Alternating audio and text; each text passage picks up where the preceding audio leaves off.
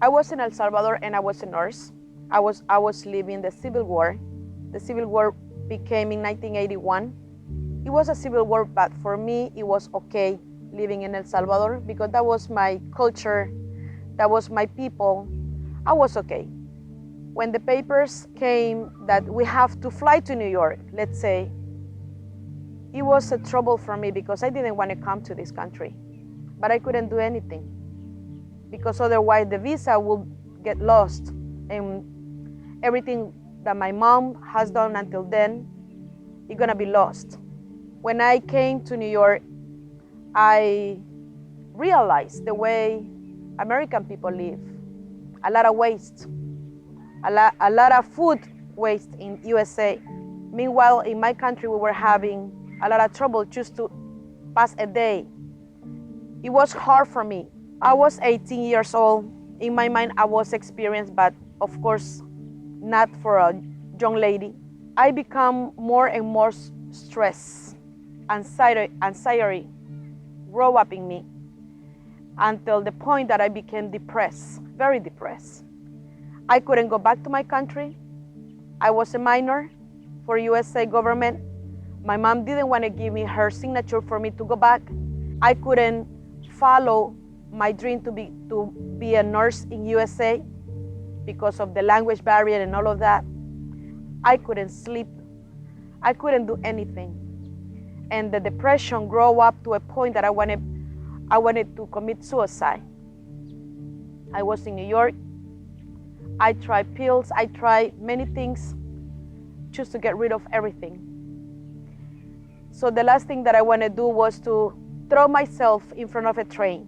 And I remember back then, I will make up myself black. My nails were black. My lips were black.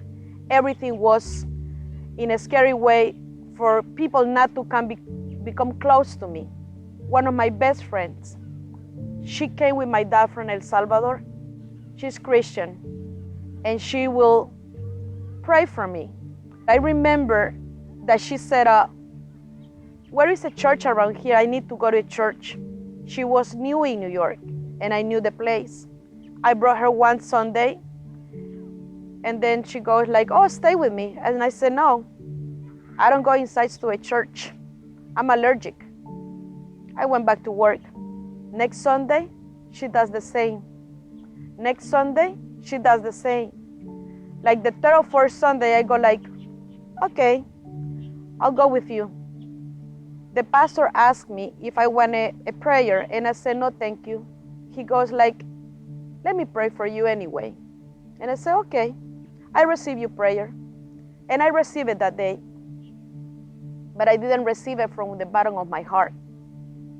1 week passed, and it's a Saturday, and then my sister goes like, oh, I'm going to church, and I say, you going to church? I said, I want to go with you. I went with her. That was that Saturday, October 17 of that year, in 1987, and I went with her.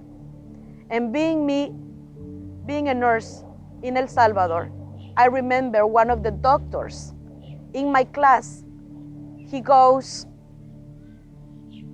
in the eye, if you see the eye from the side, for what we see, the white part that we see, from the back of the eye, there is nothing. The eye is just suspended in the air. And I asked the doctor, back then in my country, I said, how's that? He goes, the science doesn't understand why, but that's the reality. We don't know what is inside the eye. And I kept that question in my mind. I said, why a doctor doesn't know that? It was this lady giving the class. Rina was giving the class.